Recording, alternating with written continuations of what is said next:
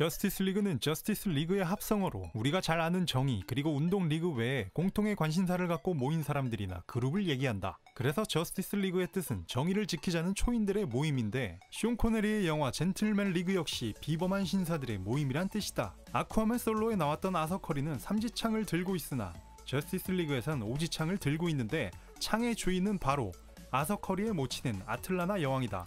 하지만 아쿠아맨 솔로 무비에서 옴과의 대결 중 창이 박살나면서 더 이상 쓸 수 없게 되었다. 아마존의 히폴리타 역은 원래 배우 니콜 키드먼에게 제의가 갔으나 거절당했고, 배우 로빈 라이트가 물망에 올랐으나 영화 글래디에이터의 기품 있는 루실라 공주 역을 맡았던 코니 넬슨이 최종 낙점됐다. 로빈 라이트는 대신 원더우먼에서 다이애나의 스승인 안티오페 장군으로 나온다. 원더우먼이 테러 현장에서 총알을 미친듯이 막아내고 구한 여학생이 하나 있는데, 원더우먼의 사이드킥으로 알려진 원더걸 도나트로이다. 틴타이탄즈 버전에선 화재로 고아가 된 도나를 원더우먼이 아마존에 데려가 키우는데, 트레이드 마크인 흑발의 긴 머리와 그리고 벽안의 모습이 저스티스 리그에 나온 이 소녀의 모습과도 같고, 실제로 작중 원더우먼에게 언니라 부르는 캐릭터는 원더걸 뿐인데, 영화에서 훗날 언니처럼 될 수 있냐는 질문은 소녀가 원더걸임을 증명한다. 슈퍼맨의 배우 헨리 카빌은 저스티스 리그를 미션 임파서블 폴아웃과 함께 촬영했는데, 제작사인 파라마운트사에서 그가 면도하는 것을 인정하지 않아 저스티스 리그 재촬영 시 카빌의 얼굴털을 디지털 방식으로 모두 제거해야 했다. 플래시는 작중 고릴라 소화를 알고 있다고 하는데, 이는 플래시의 가장 유명한 적 중 하나가 지능형 고릴라 그로드이기 때문이다. 먼 옛날 다크사이드가 침략 시 지구를 지키는 신은 번개의 신 제우스, 전쟁의 신 아레스, 그리고 달빛의 신 아르테미스다. 다이아나는 작중 아르테미스를 조각하고 있으며 아르테미스의 로마 이름은 다이아나다. 원더우먼이 서 있는 여신상은 정의의 여신 테미스이고, 이는 영화 V4 벤데타에서 폭발하는 여신상과 같은 동상이다. 2007년 조지 밀러 감독은 저스티스 리그 감독을 맡을 뻔했지만 작가 파업과 세금 문제가 겹쳐 영화 촬영이 무산됐다. 하지만 수년 후 매드맥스란 레전드 영화를 만들어버린다.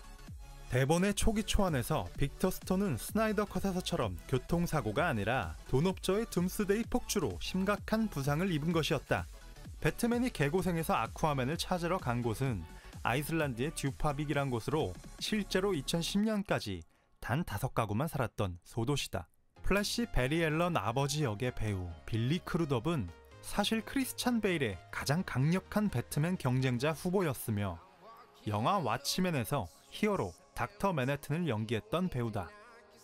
사이보그 아빠와 함께 스타랩의 연구원으로 나온 라이언 첸은 DC의 또 다른 히어로 아톰이며 마블 앤트맨처럼 몸을 축소시키는 능력이 있다.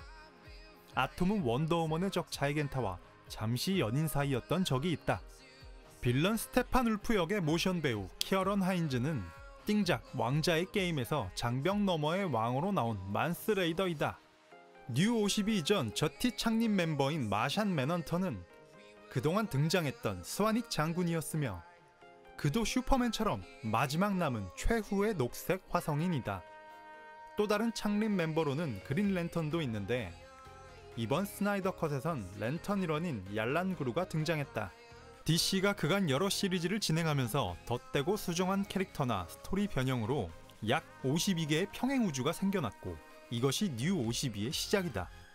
슈퍼맨이 깨어나고 광장에서 폭주할 때 차에 깔릴 뻔했던 이 경찰관은 78년도 슈퍼맨에서부터 약 4편의 시리즈에 등장한 지미 올슨 역의 마크 맥쿨러다.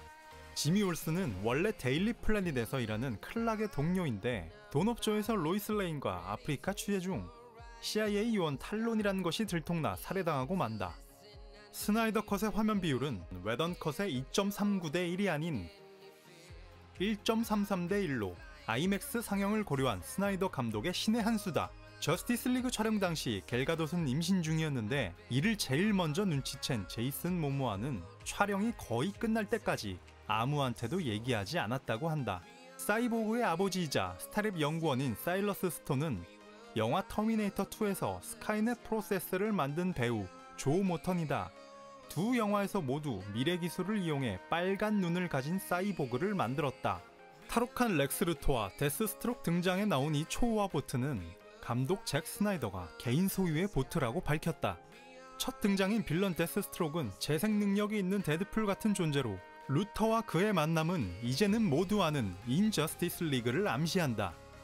조커가 슈퍼맨의 연인 로이스 레인을 납치하여 슈퍼맨이 그녀를 구하러 가지만 스케어크로우 가스의 환각 상태에 빠지게 되고 로이스를 둠스데이로 착각하며 죽이게 되는 비극 시리즈다. 데스스트록이 소유한 검의 표식은 배트맨 수적 라스 알골의 리그 오브 어쌔신 문양이며 이를 통해 데스스트록은 리그 오브 어쌔신의 일원이었단 것을 알 수 있다. 데스스트록을 연기한 이 멋진 배우의 이름은 존 맹거넬러로 스파이더맨에서 토비를 괴롭히던 그 찐따다. 하지만 지금은 미드 모던 패밀리의 히로인 소피아 베르가라의 남편이다. 마지막으로 나이트메어 씬에서의 저 모이칸 스타일은 그가 생각해낸 아이디어라고 한다. 마더박스는 고대 디자인 감성을 위해 실제 청동, 황동, 구리로 각각 제작되었다.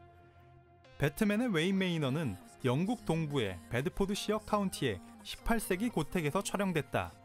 헨리 카빌은 역대 9번째 슈퍼맨이고 벤 애플렉은 역대 8번째 배트맨이며 갤 가돛은 역대 8번째 원더우먼이다. 원더우먼의 팔찌는 제우스의 방패 아이기스에서 만들어진 것이다. 클락 켄트의 농장은 영국 왕립 공군기지였던 보빙던 비행장이며 셜록 홈즈, 해리포터 죽음의 성물, 보헤미안 랩소디의 촬영장이기도 하다. 돈업저부터 스나이더 컷의 배트맨 수트는 최소 8벌이라고 한다. 배트 시그널은 1942A 제너럴 일렉트릭 모델이며 영국에서 유일하게 큰 오래된 조명을 사용하여 만들어졌다. J.K. 시몬스는 DCEU와 마블에서 모두 중요한 역할을 했다. 빌런 스테판 울프는 사실 다크사이드의 삼촌이다. 아포칼리스의 여왕 헤그라가 다크사이드의 엄마이고 여왕 동생이 스테판 울프다. 다크사이드의 스와인 데사드는 아포칼리스의 대표적인 책사이자 고문 기술자다. 또 한 명의 스와인 그레니 굿니스는 아포칼리스의 혹독한 훈련 교관이다. 워셔스키 자매는 저스티스 리그 감독 후보에 올랐으나 당시 주피터 어센딩이라는 영화 촬영으로 무산되었다. 저스티스 리그의 출연자들의 의상 중 일부는 3D 프린터로 만들었으며 이 때문에 미세한 질감을 살려낼 수 있었다고 한다. 조스 웨던 컷에서는 플래시가 원더우먼 위로 떨어지는 장면이 있는데 갤 가돛의 또 다른 대역 배우인 케이틀린 벌즈이다. 저티 멤버들을 태우고 다닌 플라잉 폭스는 실제 3층 높이의 스테이지로 외관은 전적으로 VFX로 촬영했다. 조난당한 선원 구출신에서 배에 적힌 DC-4173의 의미는 1941년에 발간한 73번째 단행본에서 아쿠아맨이 첫 등장했다는 뜻이다. 플래시의 대사 중 No Muss, No Fuss란 말이 있는데 이는 어벤져스에서 토니 스타크의 대사와 같고 아무 소란 없이 호들갑 떨지 않고라는 뜻이다. 원더우먼 1편에 나온 RX는 해리포터의 배우 데이빗 테울리스이며 아까 나온 키어런 하인즈는 에버포스 덤블도어로 출연했다. 또 다른 왕자의 게임 출연진으로 칼 드로고 역의 제이슨 모모아와 무차별 난사로 원더우먼을 바쁘게 만든 테러리스트 두목 역의 배우 마이클 맥겔하트는 루즈 볼트 경을 연기했다.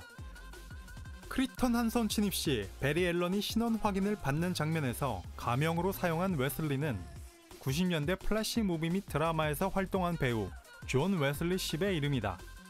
로이스의 침실 서랍 속 인태기를 통해 슈퍼맨의 아이를 임신한 것으로 추측할 수 있고 이를 통해 슈퍼맨이 흑화되는 계기인 로이스와 아이의 죽음이 연상된다. 여기 카페에 앉아있는 이 남잔 감독 잭 스나이더이다. 클락이 입고 있던 이 빨간 셔츠는 미드 스몰빌에서 입은 셔츠와 같다. 베리 앨런이 처음 원더우먼을 만나는 장면에서 그녀를 원더우먼이라고 불렀고 이는 처음으로 그녀가 원더우먼이라고 불린 것이다. 스나이더 컷에서도 나왔듯이 만화에서도 플래시가 시공간 이동의 정점을 찍은 사건이 플래시 포인트 이슈인데 어머니를 살리기 위해 과거로 돌아가면서 일으킨 나비 효과로 모든 평행 우주의 타임라인이 깨지고 기존 설정이 뒤바뀐다.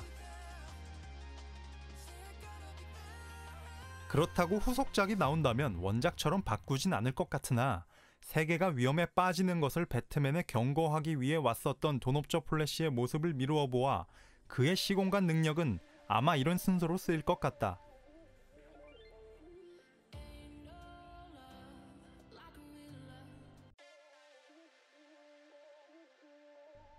극중 아쿠아맨과 원더우먼이 차에서 나눈 대화에서 과거 두 종족 간의 전쟁을 알 수 있다. 나이트메어 속 지구는 이미 다크사이드가 반생명 방정식을 얻은 것 같고 원더우먼과 아쿠아맨은 차례로 죽임을 당한 것 같다. 스테판 울프가 이번 컷에서 원더우먼에게 일족이 몰살당했다고 거짓말하는 건 일족을 걱정한 다이아나가 데미스키라로 돌아가 다크사이드에게 죽임을 당한 건 아닌지 이 고전적인 장례식 장면을 보고 유추해본다. 다시 나이트메어 장면에서 기존 멤버인 사이보그 플래시를 제외하고 데스스트로크와 메라가 합류한 것을 알 수 있고 데스스트로크는 지금 무슨 꿍꿍인진 모르겠다. 영화의 하이라이트는 조커의 합류인데 배트맨과의 대화에서 로빈을 암시하는 문구를 날리며 깐족대는 것을 미루어 보아 배트맨의 사이드킥 로빈이 죽은 이후의 대화인 것 같고 배트맨과는 어떤 이유인지 잠시 휴전 상황인 것을 카드를 통해 알 수 있다.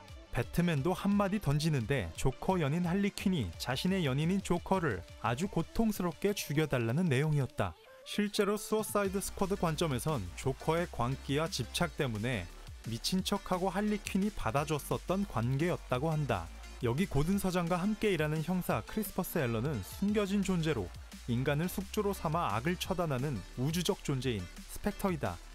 다크사이드와 싸워도 밀리지 않는 존재로 향후 멀티버스에서 등장한다면 가장 흥미롭겠다. 빅터 스톤이 풋볼 선수로 뛰는 장면에서 뒤에 보이는 전광판 우측 하단을 보면 웨인 컴퍼니에서 기증한 것을 알 수 있다. 원작에서 플래시를 취재하다가 사귀게 된 연인 아이리스 웨스트가 스나이더 컷에 등장하며 이후 플래시 솔로 무비에서 등장할 가능성을 높였다. 추모 광장에서 슈퍼맨과 얼음땡 놀이를 하던 플래시가 쓰러졌을 때 요 뒤에 보이는 이 글씨는 바로 스파이더맨 피터 파커의 파커와 벤 삼촌의 벤을 딴 벤 파커다.